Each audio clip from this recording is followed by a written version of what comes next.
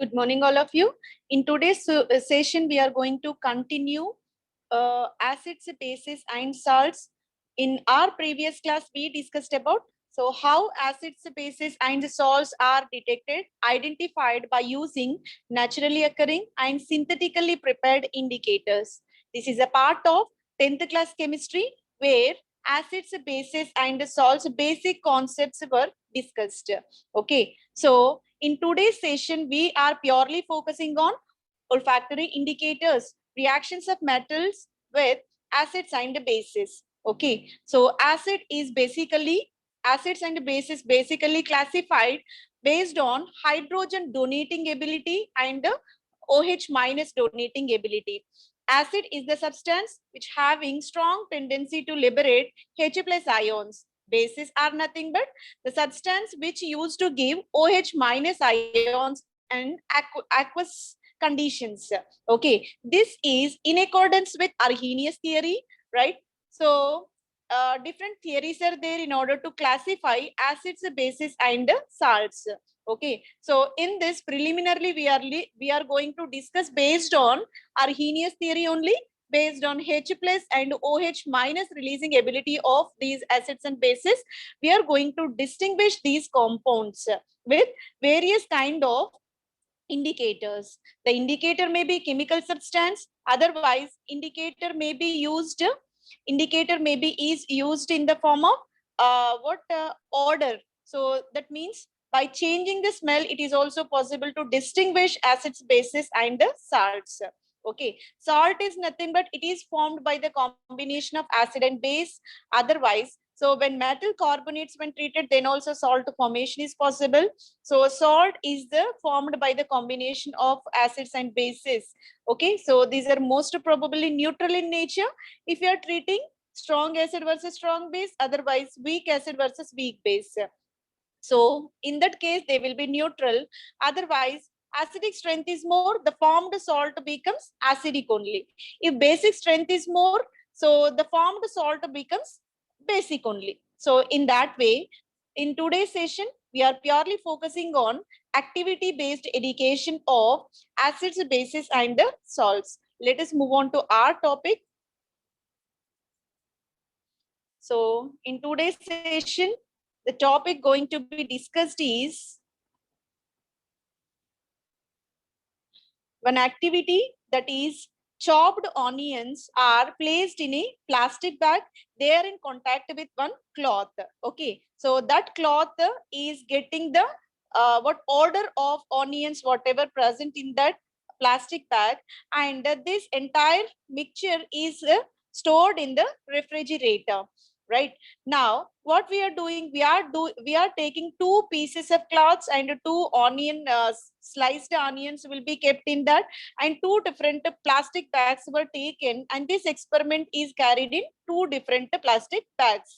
Okay, so we are taking first strip of onion containing cloth, and that is soaked into acid. And the second experiment, in second condition, in either clean cloth which is in contact with onion now soaked into base. Okay, so acid as well as base containing two different solutions were treated. We have to observe what kind of changes will be possible. Now let us move on to this description. Whenever chopped onions were taken, these chopped onions is in contact with cloth. So when soaked into hydrochloric acid will not change any smell of that material. Whatever onion smell is there, that will be retained. Whereas when sodium hydroxide solution, if any other cloth of in contact with onion soaked into sodium hydroxide, the smell of material will be entirely vanished. So this base having tendency to remove the smell of that onion, whereas acid have tendency no change in its smell, right? So this is about the uh, distinction of acids and bases based on its order.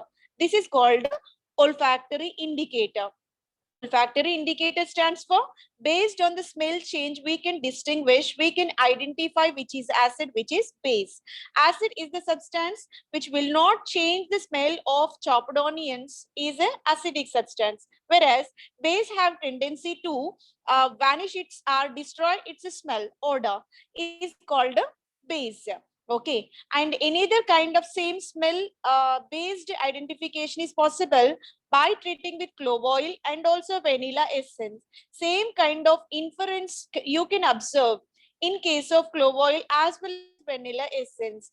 Whenever this clove oil containing cloth is soaked into hydrochloric acid, we are not able to observe any change in its smell. Whereas clove oil smell is completely destroyed or vanished when it is soaked into sodium hydroxide solution.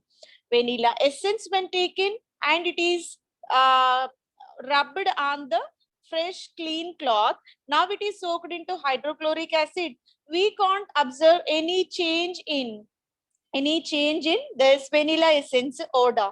Whereas when it is dipped into sodium hydroxide, you can observe that what we can say. Sorry. What is that?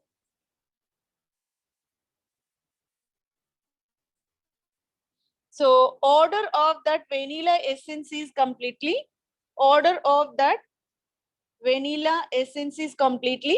vanished in case of basic solution. Base having tendency to destroy the odor of these substances, and acid able to retain that smell. Based on this, you can identify which is acid and which is base. This is the activity based on smell identification, which is called a olfactory indicator, right? So, and another observation, pickles are not supposed to store in the brass or copper vessels, because brass is the alloy of copper and zinc, and even copper is also metallic substance. Whenever pickles stored in these materials, they are causing corrosion because pickles are made up of acid substances. Acidic nature is present in this. That's the reason why these materials get corroded, rusted. That's the reason why. So these are pickles and even any other source substances are not supposed to preserved in brass and copper containers. Now, let us move on to another topic called laboratory activity, treatment of acids and bases with the metals. What happens when metal treated with acid, when metal treated with base? We are taking the activity. So one is fitted to the stand. Into this test tube, 10 ml of hydrochloric acid solution was filled. Okay, HCl is a acidic substance, and into this hydrochloric acid, we are immersing zinc granules, small pieces of zinc immersed into this test tube. Whenever zinc added to hydrochloric acid, what happens? It used to liberate hydrogen gas immediately. Now, this test tube is fitted with a rubber cork. Into this rubber cork, we are inserting one curved glass tube, and it is dipped into the solution of soap water. So the soap water having tendency to identify bubbles generated whenever zinc is in contact with hydrochloric acid.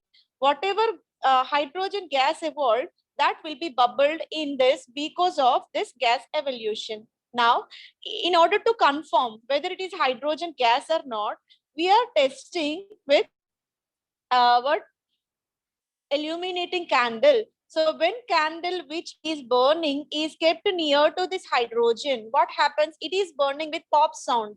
A very large sound is generated in that. So by that you can confirm in this reaction hydrogen gas is evolved. It is a confirmation test for hydrogen gas liberation in this reaction between metal and acid, right?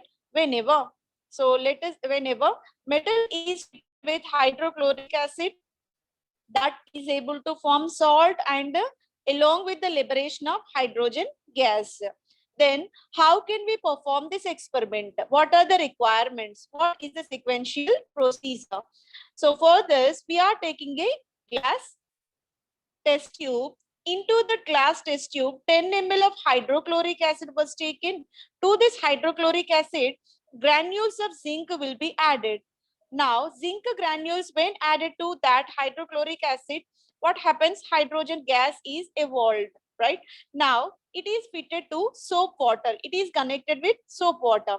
And that test tube should be fitted with rubber cork. If rubber cork is not there, what happens? Hydrogen gas evolved can be totally evaporated and mixed with air. In order to trap that hydrogen, it should be fitted with rubber cork, and a side tube will be there where hydrogen gas is evolved, and that is confirmed by this flame test, right? So why are bubbles are formed in the solution? Because hydrogen gas, when added to that a soap solution, that used to form a foam, lather formation is possible. So that bubbles are generated in that. Gas bubbles are generated. So burning candle is taken near to that soap solution. What happens? It is burning with pop sound, right? The possible chemical reaction will be hydrochloric acid, 2 moles will be taken and treated with metallic zinc, formation of salt, that is zinc chloride salt will be generated along with the liberation of hydrogen gas, where hydrochloric acid is in aqueous state, zinc metal is in solid state. Zinc chloride formed is a salt because acid treated with metal, hence salt form. It is in aqueous state. Aqueous solution will be generated and hydrogen will be a gaseous substance. These are the physical state representation of corresponding materials which are involved in this chemical equation, right? And the same will be performed with sulfuric acid and even nitric acid. Okay, let's see what is the possible reaction when we are treating sulfuric acid and also uh, hydrochloric acid, nitric acid. So let us see here.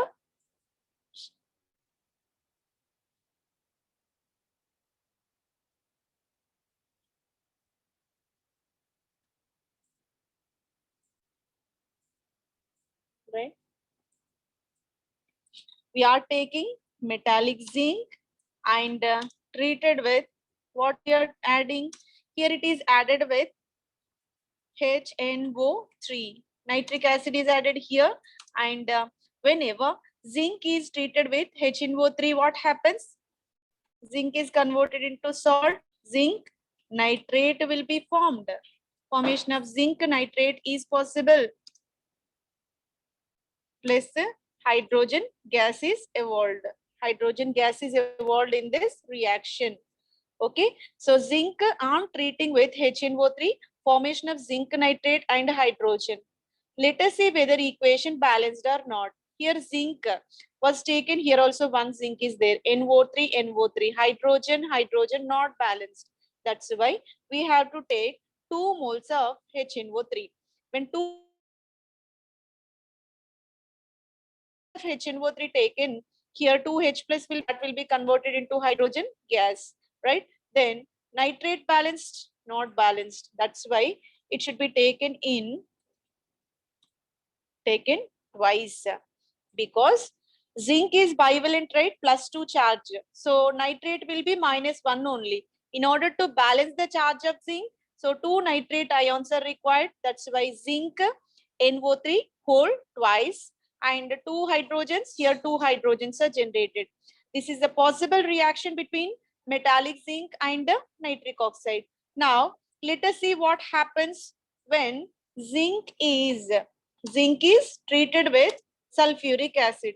Sulfuric acid is H2SO4. Sulfuric acid is H2SO4. When zinc is treated with sulfuric acid, what happens? Here the formation of zinc sulfate salt will be possible.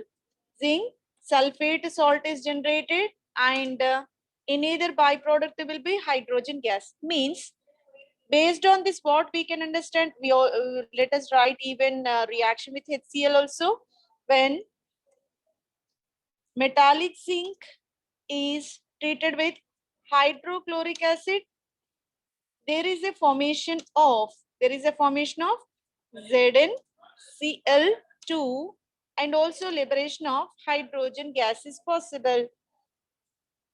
What is the observation based on all these? The observation will be any metal is in contact with acids, there is a liberation of hydrogen gas is possible. So this is the characteristic reaction of metal on treating with any acid. So whenever zinc is in contact with nitric acid, zinc nitrate and hydrogen. Zinc is in contact with sulfuric acid, zinc sulfate and hydrogen. Zinc is in contact with hydrochloric acid, zinc chloride and hydrogen will be liberated. So the characteristic reaction will be liberation of hydrogen gas is possible, right? So this is about the activity where we are testing with metal on treating with acid.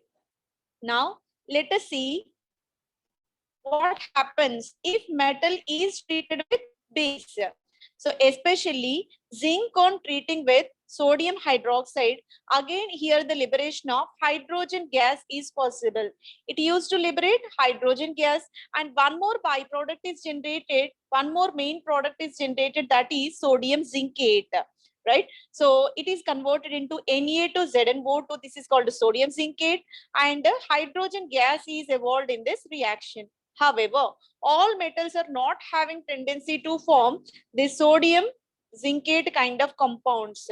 Hydrogen gas liberation is common for all metals, but there is no provision for the formation of such a sodium zincate type of compound formation. So in this way, acids and bases, when treated with metal, there is the formation of hydrogen gas is possible. So this is the activity number 3. Now let us move on to activity number 4, where here we are taking carbonates and bicarbonates of the substances. These carbonates and bicarbonates now tested with acids. How they are used to react, and what kind of product formation is possible, and how can we confirm that product formed. That is the activity number 4. Reaction of acids with carbonates and bicarbonates. Bicarbonates also known as metal hydrogen carbonates. Okay, in order to perform that, we are taking again test tube. One test tube was taken. Into the test tube, we are filling 0.5 grams of sodium carbonate. Sodium carbonate is the basic substance. It is filled into this one.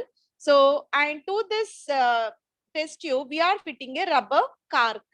Rubber cork is fitted to this one, right?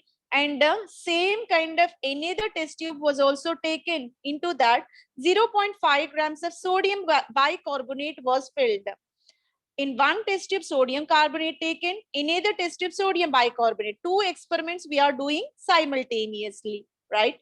So test tube A sodium carbonate is there, test tube B sodium bicarbonate is there, right? So for the test tube A, we are adding hydrochloric acid. 2 ml of hydrochloric acid is added to this one. Okay, and 2 ml of hydrochloric acid is added to sodium bicarbonate also. Okay, when sodium carbonate treated with HCl, it is converted into salt, water, carbon dioxide. What is the corresponding salt? Sodium carbonate, it is a form sodium chloride. This is a salt. And in this reaction, water is also generated.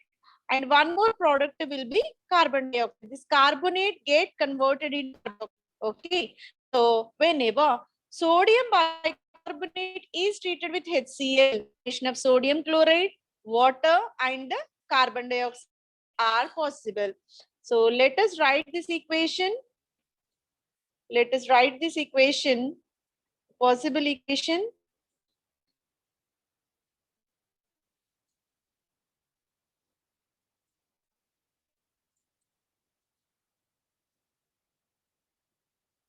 Let us insert. Okay. So here, what we are doing, we are taking Na2CO3, sodium carbonate. The sodium carbonate now added with what is the another substance we are adding?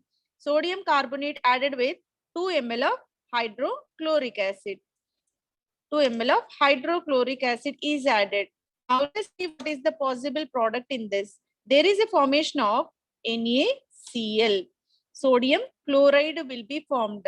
Sodium chloride, and along with the formation of water, and one more product will be carbon dioxide.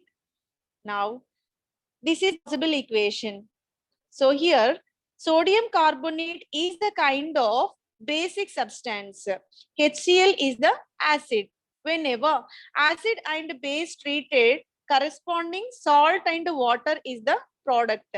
Carbonates on treating with acid, any other additional product, that is carbon dioxide, that Na2CO3, that Na2CO3 is added with HCl, NaCl, water and carbon dioxide.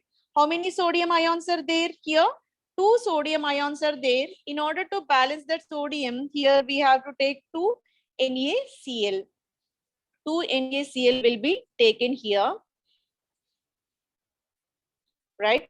And hydrogens, how many we have? HCl, only one hydrogen is there. In the product, we have 2 hydrogens. In order to balance left side, right side, number of atoms should be in equal amount. Then only equation is balanced. Right here, we have to take 2 HCl. Right? So, Na2CO3 atoms are 2. Here also sodium atoms are 2. Here chlorides are 2. Here also chlorides are 2. Then carbonate. How many carbons are there? 1 carbon. Here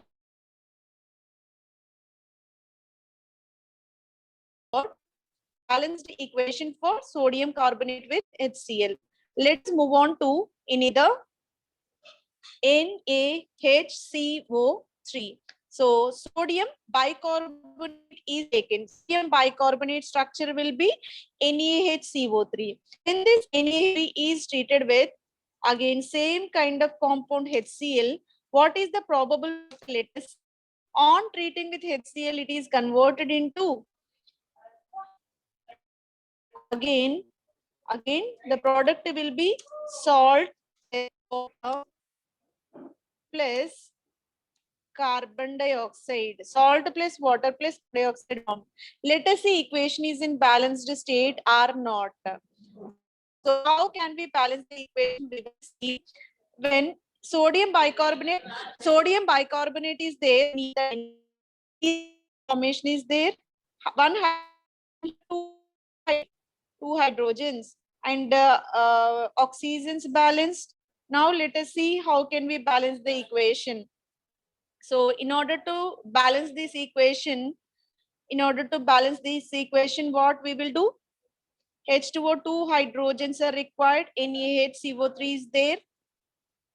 2 NaHCO3. No. Here 1 hydrogen is there. Here also 1 hydrogen. Here 2 hydrogens. Hydrogens already in the balanced state only. So 1 carbon is there. Here also 1 carbon. So O3, 3 oxygens are there.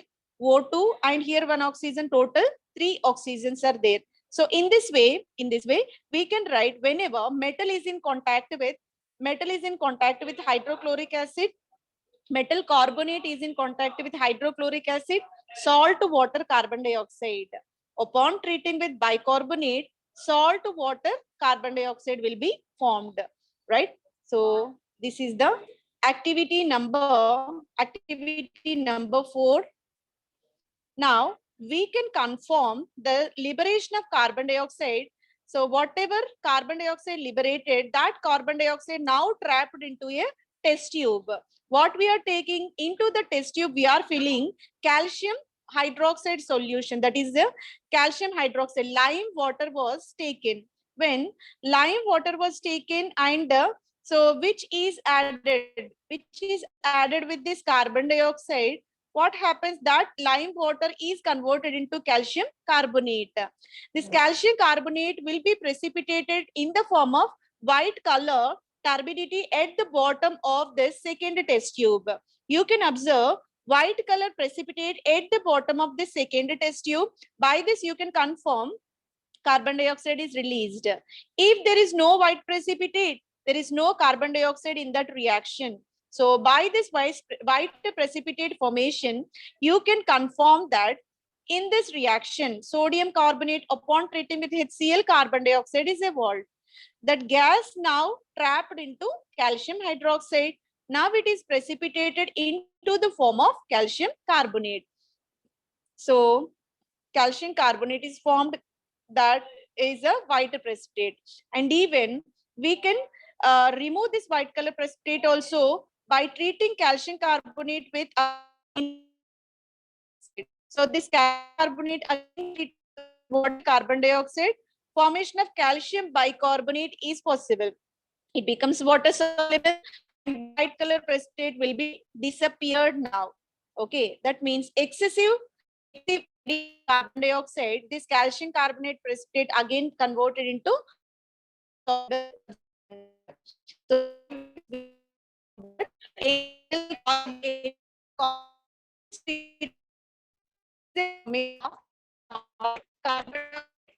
is possible.